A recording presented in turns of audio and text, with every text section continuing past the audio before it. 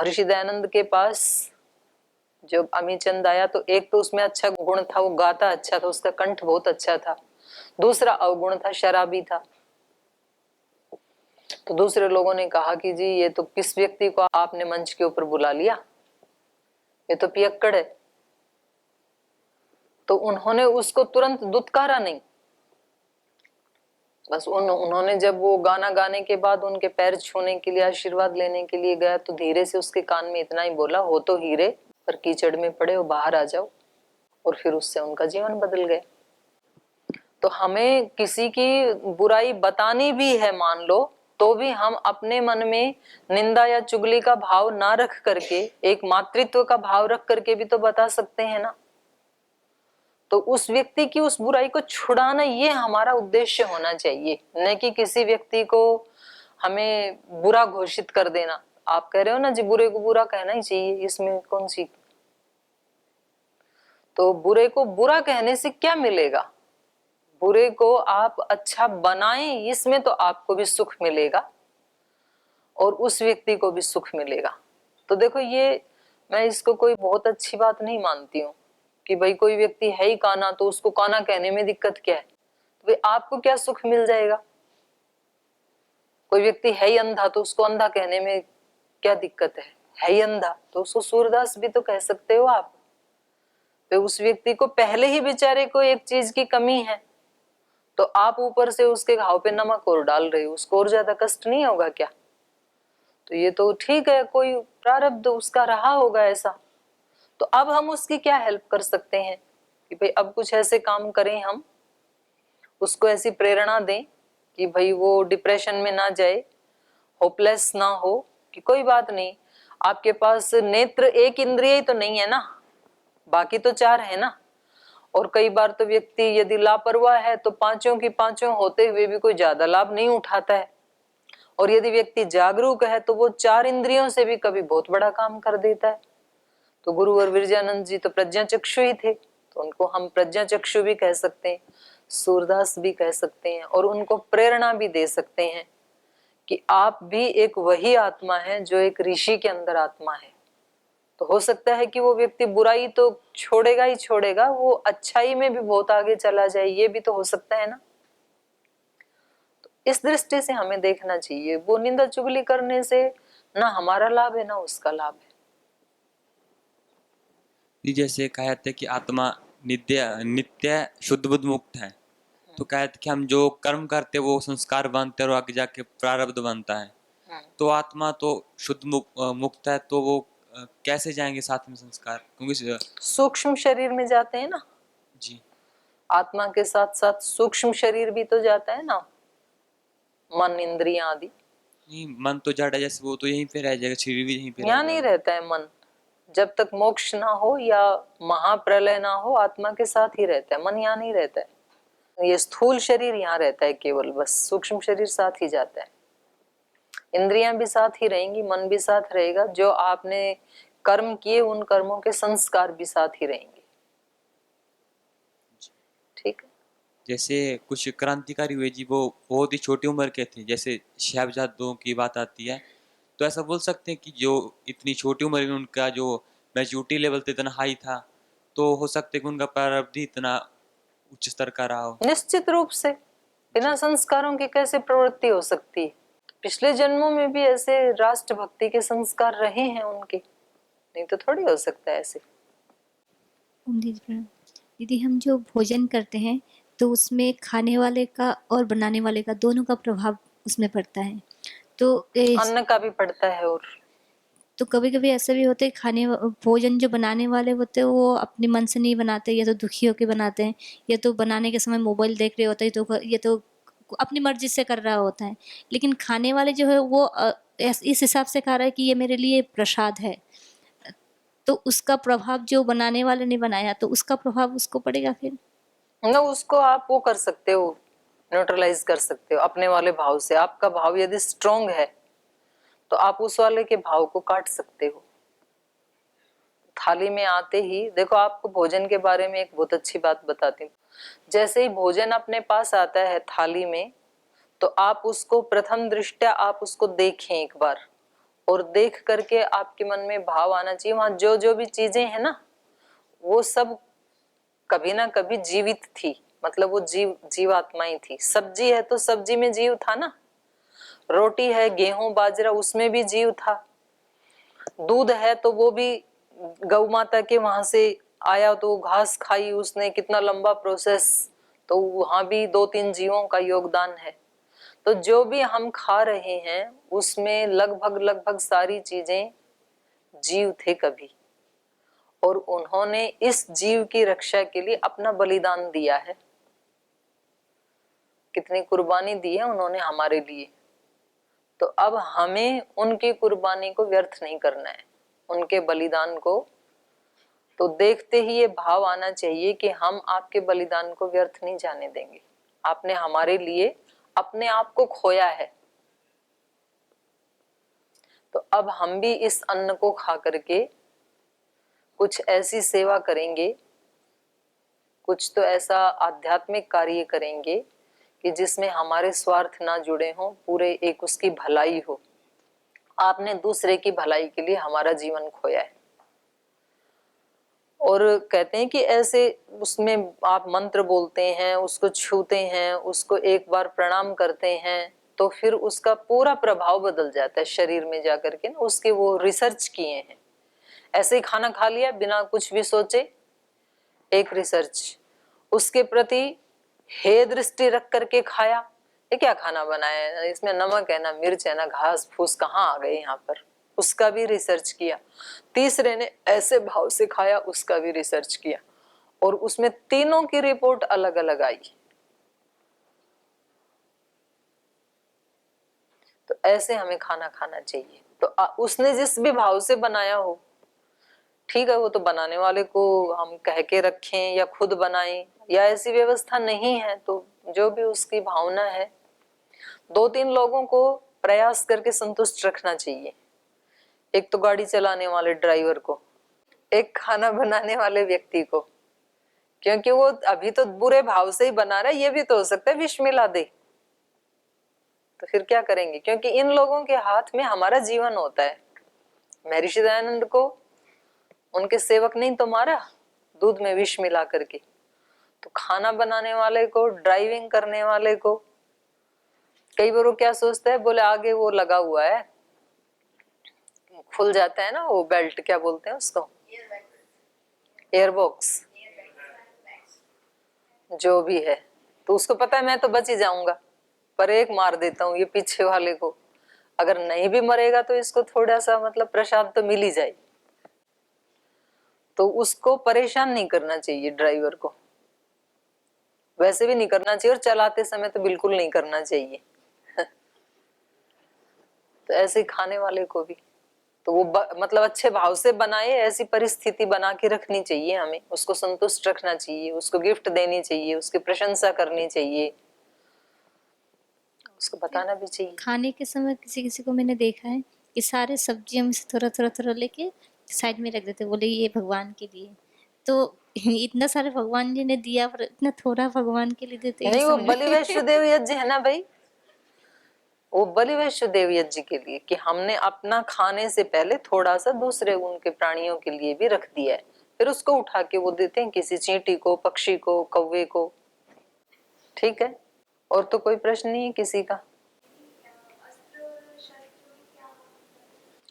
अस्त्र तो ऐसे सामने से चलाया जाता है और शस्त्र दूर से।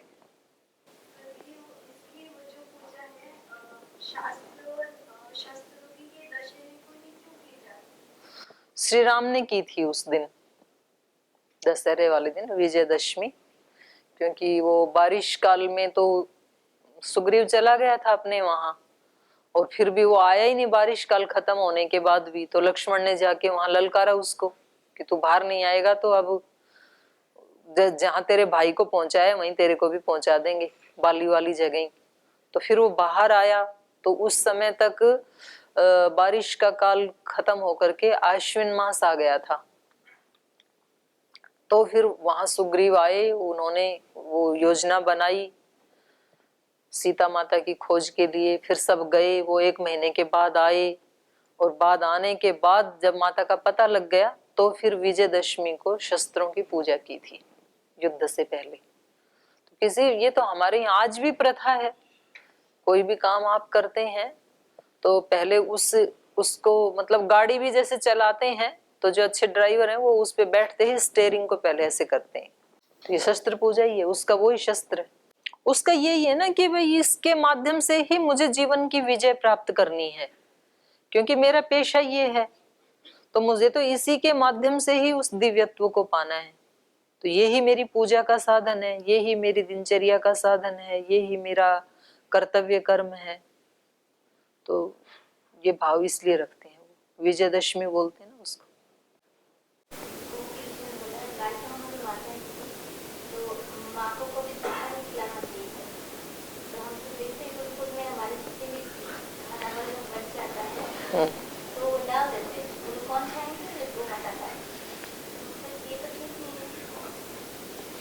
तो आप चेंज करो उसको, जूठा मत छोड़ा करो और अच्छा अच्छा खिलाया करो। नहीं खिलाना चाहिए तो यही कोशिश किया करो कि मतलब आप झूठा ना छोड़ें और गाय को जो खिलाना है वो अच्छा ही खिलाएं। ऐसे तो किसी को भी झूठा नहीं खिलाना चाहिए, तो गाय को ही क्यों, किसी को भी नहीं खिलाना चाहिए अपना झूठा। हाँ? क्यों दूसरे पशुओं क्यों खिलाना चाहिए? तो वो तो मतलब उसके प्रति हम श्रद्धा भाव रखते हैं ना, इसलिए दूसरों को भी नहीं खिलाना चाहिए। क्योंकि अपना जो सलाइवा जाता है तो क्या पता उसमें कोरोना हो, उसको भी कर देंगे। कोरोना ही क्यों, कोई भी रोग हो सकता है। चलिए, तो इन्होंने कहा कि आप इन अस्त्रों को चलाने की मेरे को विधि भी बता दें और इनको रोकने की विधि भी बता दें, क्योंकि अस्त्र शस्त्र पास में होना पर्याप्त नहीं है, उनका प्रयोग करना आना चाहिए, तब हमें विजय प्राप्त होती है। एवं ब्रुवति काकुत्स्थे विश्वामित्रो महातपः संहारान् व्यजहार अथ धृतिमान् सुव्रतः शुचि सत्यवन्तं सत्यकीर्तिं धृष्टं रसभमेव च प्रतिहारतरं नाम पराङ्मुखम् अवाङ्मुखं लक्षालक्षौ इमौ चैव दृढनाभ सुनाभकौ दक्षाक्षतवक्त्रौ च दश शीर्ष शतोदरौ पद्मनाभं महानाभौ दुन्धुनाभस्वनाभकौ ज्योतिषं शकुनं चैव नैरास्यम् इव अमला उभौ योगं धर विनिन्द्रौ च दैत्य प्रमथनौ तथा शुचिर्बाहु महाबाहोर्निष्कलेर्विरुचस्तथा साचिर्माली धृतिर्माली वृत्तिमान् रुचिरस्तथा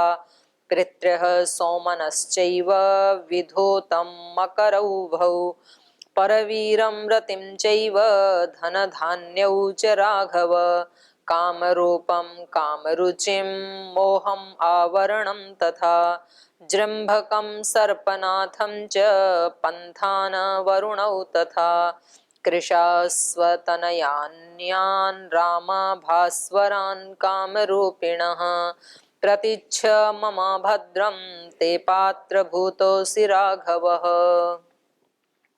बस इतना ही। तो ये तो सारे अस्त्रों के नाम ही हैं। सत्यवंतम, सत्यकीर्तिम, धृष्टम, रसभम एव च, ये सब अस्त्रों के नाम हैं। प्रतिहारतरम नाम परांगमुखम अवांगमुखम लक्ष्य अलक्षौ इमौ दृढ़नाभ सुनाभकौ, सुनाभक दृढ़नाभ और दशाक्ष शतवक्त्र दस शीर्ष शतोदर पद्मनाभ महानाभ दुंधुनाभ स्वनाभ ज्योतिष शकुन नैरास्य विमल दैत्यनाशक योगंधरः विनिन्द्र शुचिबाहु महाबाहु निष्कली विरुच सार्चिमाली धृतिमाली वृत्तिमान रुचिर पितृ सौमनस विधूत मकर परवीर रति धन धान्य कामरूप कामरुचि मोह आवरण जृंभक सर्पनाथ पंथान और वरुण, ये सब क्या है? कृशास्व तनयान, ये कृशास्व के पुत्र हैं। कृशास्व राजा आया था ना पहले, उसके पास थे ये सारे अस्त्र, उनसे इन्होंने लिया था विश्वामित्र ने। तो कहा कि ये सब उनके पुत्र जैसे हैं। कृशास्व तनयान राम भास्वरान, बड़े तेजस्वी हैं ये, और काम रूपेण, इच्छा अनुसार रूप धारण करने वाले हैं ये अस्त्र। प्रतीच्छ मम भद्रम ते पात्र भूतो असि राघव, मम पात्र भूतो असि राघव, हे राघव तुम मेरे लिए पात्र हो, कृपा के पात्र हो, इसलिए प्रतीच्छ, तुम इनको ग्रहण करो। तो मैं केवल तुम्हें ही ये दे सकता हूँ, मेरे पास थे ये सब, मैंने अपनी तपस्या से इन सब को प्राप्त किया था कृशास्व से, तो आप इसके पात्र हैं। तो इससे ये भी पता चलता है कि किसी व्यक्ति के पास कोई उपलब्धि विशेष है और वो हमें भी चाहिए, तो फिर हमें उसकी कृपा का पात्र बनना पड़ता है। किसी के पास कोई विद्या है, कोई शस्त्र विद्या है, अस्त्र विद्या है, कोई शास्त्र विद्या है, कोई राजनीति की विद्या है, कोई धन है, कोई सुयश है, और हमें लगता है कि हम इसके जैसे बने, तो फिर हमें उसका प्रियाचरण करना होता है, उसकी कृपा का पात्र बनाना होता है, तो फिर वो दे देते हैं अपने शिष्य को। तो ऐसे आपने सुना होगा ना, शक्तिपात करते हैं। तो शक्तिपात क्या है? यही शक्तिपात है, उसका प्रियाचरण करते हैं। तो एक तो वो हमेशा अपनी शिक्षाएं उसको दे दे करके उसका माइंड और उसका हृदय ऐसा सेट कर देगा, और दूसरा उसकी अपनी जो पॉजिटिव भावनाएं हैं वो भी एक शक्ति का काम करती हैं। तो यही शक्तिपात है। तो जैसे इनको कर दिया था ना स्वामी विवेकानंद जी को, इनके गुरुजी ने, रामकृष्ण परमहंस ने, क्योंकि वो इतने ज्यादा पढ़े लिखे होने के बाद भी सच्चे श्रद्धालु थे, पूर्ण जिज्ञासु थे वो। तो बहुत शिष्य आए होंगे, लेकिन एक के अंदर प्यास सच्ची थी। तो जो गुरुजन होते हैं, महायोगी होते हैं, वो बस इतनी ही अपेक्षा रखते हैं कि जो लेने वाला, मांगने वाला व्यक्ति है वो कैसा होना चाहिए? सरल होना चाहिए, जिज्ञासु। कृष्ण के पास बहुत सारे शिष्य आए होंगे, लेकिन अर्जुन को ही, मतलब अर्जुन के जो और 4 भाई थे वो भी तो अच्छे ही थे। युधिष्ठिर का तो नाम ही धर्मराज, चाहे काम अधर्म के किए हो। तो बाकी सब भी उनको प्रिय ही थे, लेकिन बाकी सब में उस सत्य को जानने की जिज्ञासा नहीं थी, वो सरलता नहीं थी। मतलब फ्री में मिल जाए ऐसे तो सभी चाहते हैं, पर एक व्यक्ति के अंदर ये होता है ना कि भाई किसी भी कीमत पे मुझे तो इस चीज को जानना ही है, ये होती है सच्ची प्यास। तो ना तो फिर वो पथ में आने वाली बाधाओं से घबराएगा, ना वो अपमानों से घबराएगा, ना वो सम्मानों से इतराएगा। उसके अंदर एक ही प्यास निरंतर ज्योति की तरह से जलती रहेगी कि जब तक ये नहीं मिलेगा तब तक बाकी की सब चीजें मेरे लिए बेकार है। करूंगा कर्तव्य समझ करके जो भी भगवान ने दायित्व दिए हैं, पर मेरा लक्ष्य वही है। ऐसी जिसके अंदर प्यास होती है तो फिर उसको कोई ना कोई गुरु, कोई ना कोई सहायक, सहारा, कुछ ना कुछ मिल ही जाएगा उसको फिर। और वो जिसके पास वो शक्ति है वो भी पहचान लेता है कि किस व्यक्ति के अंदर प्यास है, तो वो लाखों किलोमीटर दूर से भी उसको, व्यक्ति को ढूंढ ही लेगा। भगवान भी ढूंढता है हमें, हम भगवान को नहीं ढूंढते हैं।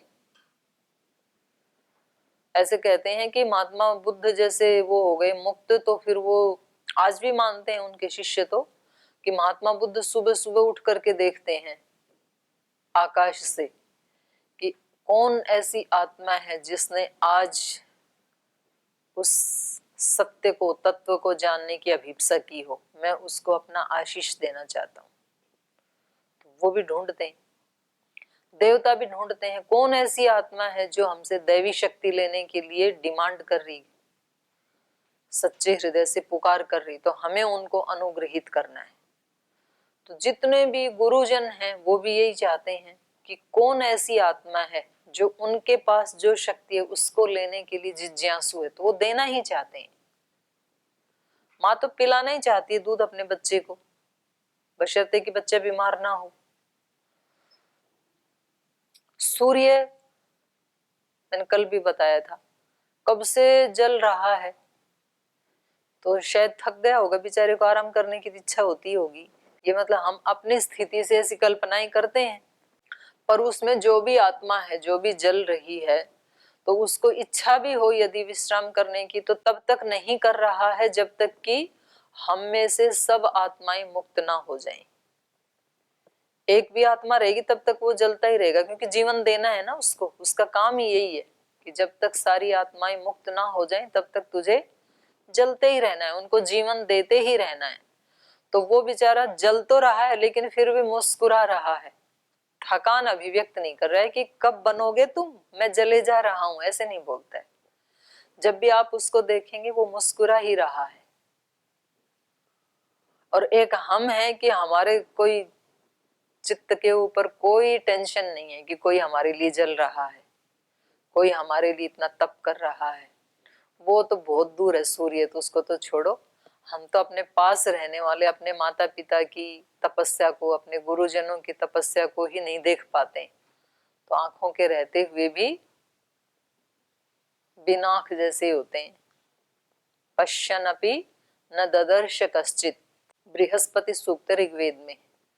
शृण्वन् अपि न शृणोति, सुनते हुए भी नहीं सुनते, देखते हुए भी नहीं देखते हैं, ऐसी हमारी स्थिति है। तो इसलिए इन्होंने कहा प्रतिच्छ मम भद्रम ते पात्र भूतोसि राघे, राघव तुम मेरे पात्र हो गए हो, इसलिए सब के सब अस्त्र मैं तुम्हें प्रदान करता हूँ। बाढ़मित्येव काकुत्स प्रहृस्तेनान्तरात्मना दिव्य भास्वर देहाश्च मूर्तिमन्तः सुखप्रदा, केचिदंगार सदृशः केचिद्धूमोपमास्तथा, चंद्रार्क सदृशा केचित् प्रवाहांजलिपुटस्ततः, रामं प्राञ्जलयो भूत्वा अब्रुवन् मधुरभाषिणः, इमे स्म नरशार्दूलः शाधि किं करवामते। बाढ़म इत्येव काकुत्स प्रहृष्टेन अंतरात्मना, तो जब उन्होंने कहा कि मैं आपको देता हूं, तो इन्होंने कहा बहुत अच्छा, और आत्मा से ही प्रसन्न होकर के, अंदर से ही प्रसन्न होकर के, दिव्य भास्वर देहाश्च मूर्तिमन्तः सुखप्रदा, वो अस्त्र हैं, वो कैसे हैं? दिव्य भास्वर देव, दिव्य और तेज से युक्त, भास्वर चमकीली, तेजस्वी उनका देह है। तो देह मतलब मनुष्य जैसा देह नहीं, जो अस्त्र का देह है उसी को यहाँ देह कहा। मूर्तिमन्तः सुखप्रदा, सुख देने वाले हैं, मूर्तिमान है वो अस्त्र। और उनमें केचिद अंगार सदृशा, कुछ तो अंगारे की तरह चमकीले हैं, केचिद धूमोपमास तथा, कुछ थोड़े चमकीले नहीं है, धूम जैसे हैं, कृष्ण वर्ण के हैं। चंद्र अर्क सदृशा केचित, कुछ चंद्रमा के जैसे हैं, कुछ अर्क, अर्क माने सूर्य, कुछ सूर्य के सदृश हैं। तो वो सब प्रह्वा अंजलि पुटस्तथा, तो वो सब अंजलि बांध करके श्री राम के सामने खड़े हैं। रामम प्रांजलयो भूत्वा अब्रुवन मधुर भाषिण, और वो मधुर भाषा में अंजलि बांध करके श्री राम को कह रहे हैं, इमे स्म नर शार्दूल, हे नर श्रेष्ठ नर शार्दूल, इमे स्म, ये हम उपस्थित हैं आपके सामने। शाधी ते किम करवामा, आप हमें आज्ञा दीजिए। शाधी, आप बताइए, हमें आज्ञा दीजिए कि हम आपके लिए क्या कर सकते हैं। तो इसको कल पढ़ेंगे फिर इन्होंने क्या आज्ञा दी। आज यहीं विराम लेते हैं।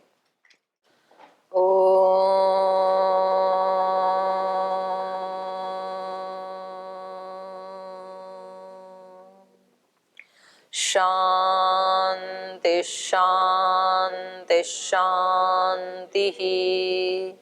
श्री गुरुभ्यो नमः।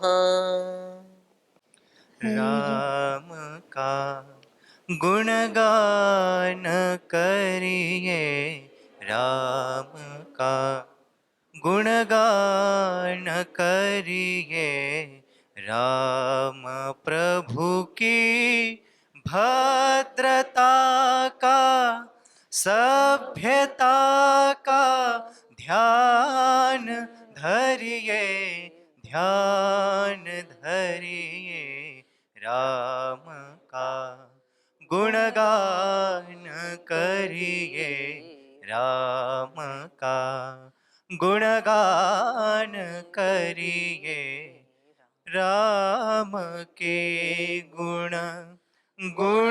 चिरंतन राम के गुण, गुण चिरंतन राम गुण सुमिरन रतन धन, राम गुण सुमिरन रतन धन।